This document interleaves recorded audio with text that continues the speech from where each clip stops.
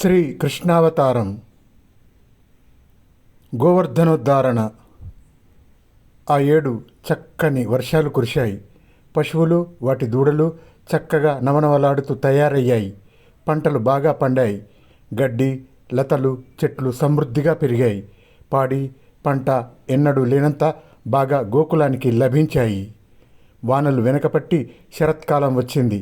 నందగోపుడు మొదలైన పెద్దలు తమలో తాము మాట్లాడుకొని ఇంద్రోత్సవం చేద్దామని నిశ్చయించుకున్నారు. అనుకోవటమేమిటి, మరుక్షణమే అందుకు ప్రయత్నాలు కూడా ప్రారంభమయ్యాయి. అందరూ హడావుడిగా తిరగసాగారు. కృష్ణుడు ఈ హడావిడి చూసి నవ్వుతూ గోపకులతో, మీరంతా ఎందుకింత సంభ్రమంలో ఉన్నారు? ఏం పండుగ ఇది? ఏ దేవుణ్ణి కొలవబోతున్నారు? ఆ దేవుడి వల్ల కలిగే లాభాలేమిటి అన్నాడు. గోపకులలో అతి వృద్ధుడైన వాడు కృష్ణుడితో, బాబు, లోకపాలకులందరికీ ఇంద్రుడు రాజు గదా, వర్ష ఋతువు అతనిదేనాయే. గోగణాలకు మేలు చేసే ఆ దేవుడు గోపకులకు ఎంతైనా కొలవదగిన దేవుడు. అందుచేత ఇంద్రోత్సవం తలపెట్టాం అని చెప్పాడు. అది విని కృష్ణుడు ఇలా అన్నాడు. మనుష్యులకు ఉండే వృత్తులు 3. అవేవంటే వ్యవసాయము, వర్తకము, పశుపోషణ. ఎవరు ఏ వృత్తి చేస్తే వారికి అదే దేవుడు. మనం గోపాలకులం. అడవులలో ఉంటాం, కొండల్లో తిరుగుతాం, పశువులను పెంచుతూ జీవిస్తాం. అందుచేత మనకు అడవులు, కొండలు, పశువులు దేవతలు.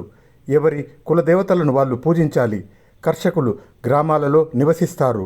అటవికులు అరణ్యములో నివసిస్తారు. మనం కొండలలో నివసిస్తాము.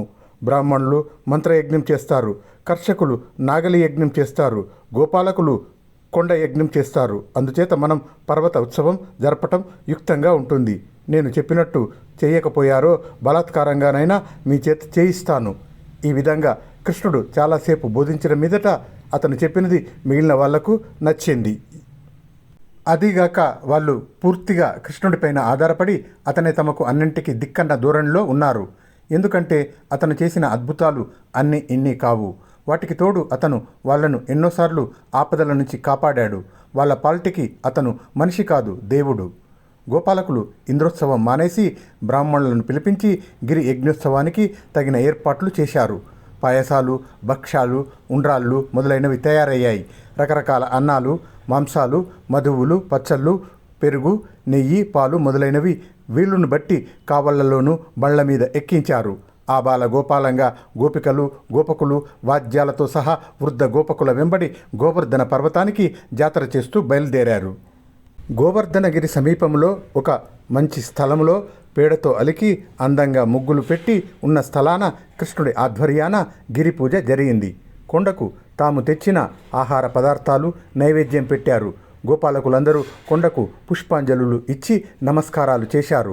అందరూ ఈ పనులలో నిమగ్నులై ఉన్న సమయంలో కృష్ణుడే పర్వతాది దేవతలాగా కొండ శిఖరాన ప్రత్యక్షమై అందరూ ఆశ్చర్యంతో చూస్తుండగా చెయ్యి చాచి నైవేద్యమంతా ఆరగించేశాడు. తర్వాత అతను, మీ భక్తికి మెచ్చాను, నాకు తృప్తి అయింది అన్నాడు. గోపకులంతా చేతులు మోడ్చి, దేవా, మేమంతా నీ దాసులం, నీ ఆజ్ఞకు లోబడి ఉన్నాం, మాకు ఏమి ఆనతి ఇస్తావో ఇవ్వు, ఆ ప్రకారమే నడుచుకుంటాం అని పర్వత దేవుడితో అన్నారు. కొండ రూపంలో ఉన్న నన్నే ఇక నుంచి మీరు దేవతగా ఆరాధించండి. అలా చేస్తే మీ కోరికలన్నీ తీరుతాయి. మీ గోవులు వృద్ధి పొంది అమృత ధారలు పితుకుతాయి. నేను కామరూపంతో మీలో ఒకటిగా ఉంటూ ఉంటాను అని చెప్పి కొండమీది దేవుడు అదృశ్యమయ్యాడు. గోపాలకులు కొండమీది కృష్ణుణ్ణి, కొండ కింది కృష్ణుణ్ణి ఒకే సమయంలో చూసి దన్నాలు పెట్టుకున్నారు. తర్వాత వాళ్ళు తమ పశువుల కొమ్ములకు పూజ చేశారు. వాటి మెడలకు చిరుగజ్జెలు కట్టారు. లతలు తెచ్చి వాటి తలలకు చుట్టారు. ఇంకా అనేక అలంకరణలు చేశారు. పెద్ద పెట్టిన కేకలు పెడుతూ కొండ చుట్టూ ప్రదక్షిణం చేసి అక్కడక్కడ దిగదుడుపులు తీశారు. తర్వాత బ్రాహ్మణ సంతర్పణలు చేసి యజ్ఞశేషాన్ని తాము తమ వారితో కలిసి సంతోషంగా భుజించారు. ఉత్సవం పూర్తి అయింది. కృష్ణుడితో సహా అందరూ వ్రేపల్లకు తిరిగి వెళ్ళిపోయారు. కృష్ణుడు ఈ విధంగా ఇట్లా నిర్వర్తించగా అక్కడ స్వర్గంలో ఉన్న ఇంద్రునికి చాలా కోపం వచ్చింది. అతను సంవర్తము మొదలుగా గల మహామేఘాలను పిలిచి, చూశారా, బృందావనంలో ఉండే నందగోపకుడు మొదలైన ముసలి గొల్లలు మదమెక్కి ఏటా నాకు చేసే పూజలు మాని కపటి అయిన ఆ కృష్ణుడి మాటలు విని ఒక చచ్చు కొండకు పూజలు చేశారు. అంతటితో అయిందనుకున్నారు కాబోలు. మీరు 7 రోజుల పాటు ఎడా తెరిపి లేకుండా బ్రహ్మాండమైన వాన కురిపి వాళ్లకు బతుకు తెరువుగా ఉండే గోవులకు హాని కలిగించండి. ఆ విధంగా ఆ గోపకులకు హాని కలిగించి వచ్చారంటే నేను చాలా సంతోషిస్తాను. నేను కూడా మీ వెనకే వచ్చి మీ ప్రతాపం ఏపాటిదో ఆకాశం నుంచి చూస్తాను అన్నాడు. గోకులంలో వాళ్లకు ఈశాన్య దిక్కున మెరుపులు కనిపించాయి. గాలి తీవ్రంగా వీచింది. ఎండ దుస్సహమై దుర్భరమైన ఉక్క పుట్టుకొచ్చింది. చంటి పిల్లలు అలమటించసాగారు. పెద్దవాళ్లకు కాళ్ళు బొబ్బలెక్కాయి. చెట్టు చేమలకు చీడ పట్టుకొచ్చింది. వాన వచ్చే లక్షణాలు బాగా కనిపించాయి. తూర్పున మేఘం పట్టి ఉరుముతున్నది. ఈ అకాల వర్షం ఏమిటబ్బా అనుకున్నారు గోప పెద్దలు. చూస్తుండగానే కాలమేఘాలు ఆకాశమంతటా సంచారం సాగించి సూర్యున్ని చాటు చేశాయి. ఆకాశం సొంతం మూసుకుపోయింది. పెలపెల ఆర్భాటాలతో కళ్ళు చెదిరే మెరుపులతో పిడుగులు పడనారంభించాయి. తర్వాత వడగళ్ళు పడ్డాయి. ఆ వెంటనే భూమి ఆకాశాల మధ్య ఎడం లేకుండా కుంభవర్షం ప్రారంభమైంది. ఆ వర్షం చూసి గోపకులు బెదిరిపోయారు. ప్రళయం ప్రారంభమైనట్టు వారికి తోచింది. ఆ వర్షం నుంచి ప్రాణాలు ఎలా కాపాడుకోవాలో, ఎక్కడికి పారిపోవాలో వారికి తోచలేదు. పశువుల పాట్లు వర్ణనాతీతం. చెట్లు కూడా తీవ్రంగా దెబ్బతిన్నాయి. కొన్ని పిడుగులు పడి మాడిపోయాయి. కొన్నిటిని గాలి పడగొట్టింది. మరికొన్ని వరదలలో కొట్టుకుపోయాయి. గాలివాన అక్కడి అరణ్యాలు అన్నిటినీ బీభత్సం చేసేసింది. పక్షులు అసంఖ్యాకంగా చచ్చాయి. ఇక మనుష్యుల దుస్థితి వర్ణనాతీతం. గుడిసెలు కూలిపోయాయి. బండ్లు తిరగబడ్డాయి. పశువులు చాలా నశించాయి. వంటలు వార్పులు లేవు. పాలు పితకటం నిలిచిపోయింది. ఆ దుస్థితిలో గోపకులు కృష్ణుడి వద్దకు వెళ్ళి నువ్వే మాకు దిక్కు, కాపాడు కాపాడు అని మొరపెట్టుకున్నారు. కృష్ణుడికి ఇంద్రుడి దుర్బుద్ధి అర్థమైంది. తనకు జరగవలసిన ఉత్సవాన్ని కృష్ణుడు మాన్పించాడన్న రోషంతో గోకులం మీద ఇంద్రుడు ఇలా పగదీర్చుకుంటున్నాడు. ఇలా చేయటంతో కృష్ణుడు అసహాయుడైపోతాడని ఆ ఇంద్రుడి నమ్మకం. గోవర్ధన పర్వతాన్ని ఆకాశానికి ఎత్తి దాని కింద గోపకులకు గోవులకు రక్షణ కలిగించడానికి కృష్ణుడు నిశ్చయించుకున్నాడు. అతను వెంటనే గోవర్ధన పర్వతాన్ని అవలీలగా భూమి నుంచి పెరికి తన చేత్తో గొడుగులాగా ఎత్తి పట్టుకున్నాడు. అతను దాన్ని పెకిలించేటప్పుడు గండరాళ్ళు పెద్ద చప్పుడుతో కిందికి దొర్లి వచ్చాయి. చెట్లు కూలిపడ్డాయి. గుహలలో ఉండే సింహాలు, బిలాలలో ఉండే పాములు బయటికి వచ్చాయి. దాని మీద ఉండే విద్యాధరులు పారిపోయారు. తపస్సు చేసుకునే మునులకు తపోభంగమయ్యింది. కృష్ణుడు గోవర్ధనగిరిని ఎత్తి పట్టుకున్నాక మీరు మీ పశువులు దీని కిందికి వచ్చేయండి, వాన మిమ్మల్ని బాధించదు అని గోపకులతో అన్నాడు.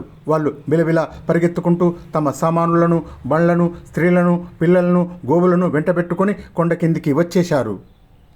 7 రోజులు కుంభవర్షం కురిసిన తర్వాత ఇంద్రుడు మేఘాలను ఉపసంహరించి వెళ్ళిపోయాడు. ఆకాశం నిర్మలమైంది. గోపకులమంతా కొండ కింది నుంచి యువతలికి వచ్చేసింది. కృష్ణుడు ఆ పర్వతాన్ని యథాస్థానంలో ఉంచేశాడు. తర్వాత అతను కొండ మీద ఎక్కి కూర్చొని చుట్టూ మేతలు మేస్తూ సంచరించే గోవులను చూడసాగాడు. కృష్ణుడు చేసిన ఈ అద్భుతం చూశాక ఇంద్రుడు నిర్వికారంగా ఇంట్లో కూర్చోలేకపోయాడు. అతనికేదో బెదురు పుట్టింది. అందుచేత కొద్దిమంది దేవతలను వెంట తీసుకొని ఐరావతమెక్కి వజ్రాయుధం చేతబట్టి భూలోకానికి దిగి గోవర్ధనగిరి మీద కృష్ణుడు కూర్చుని ఉన్న చోటుకి వచ్చి కృష్ణుడిని చూసి అతను దేవదేవుడని తెలుసుకొని ఐరావతాన్ని దిగి తల వంచి నమస్కరించాడు. కృష్ణుడు ఇంద్రుడిని చూడనట్టు నటిస్తూ నిశ్చలంగా కూర్చొని ఉండిపోయాడు. అతనికి తన మీద ఆగ్రహంగా ఉందని ఇంద్రుడు గ్రహించి స్తోత్రపాఠాలు చదివాడు.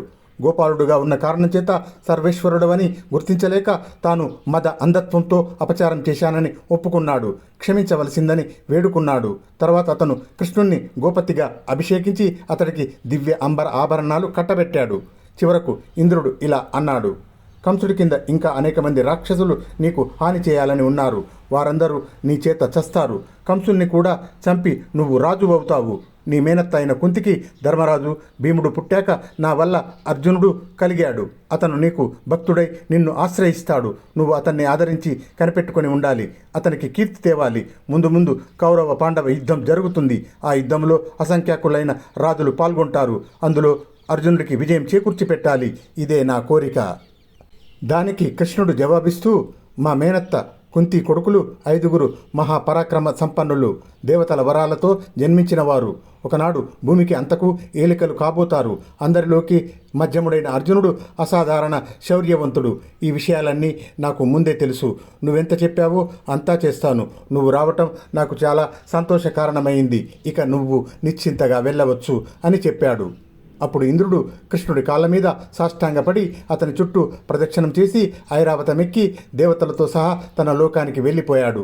తర్వాత కృష్ణుడు కొండ దిగి వ్రేపల్లెకు వచ్చేశాడు. అతను రాగానే గోప ప్రముఖులు అందరూ అతని చుట్టూ మూగారు. అతను మామూలు మనిషి కాదని వారికి ఈసారి పూర్తిగా తెలిసిపోయింది. వాళ్ళు అతనితో, బాబు, మా మధ్య ప్రచ్ఛన్నంగా ఉంటున్న నువ్వు నిజంగా ఎవరు? 3 లోకాలను రక్షించగలిగినట్టున్నావే, ఇక్కడ గోవులను కాస్తున్నావే, నిన్ను చూస్తే మాకు భయంగా ఉంది, చెప్పొద్దు అన్నారు. అప్పుడు కృష్ణుడు నవ్వి, నేను మీవాన్నే కదా, ఈ ప్రశ్నలన్నీ దేనికి అన్నాడు. అంతటా అందరూ పరమానంద భరితులయ్యారు.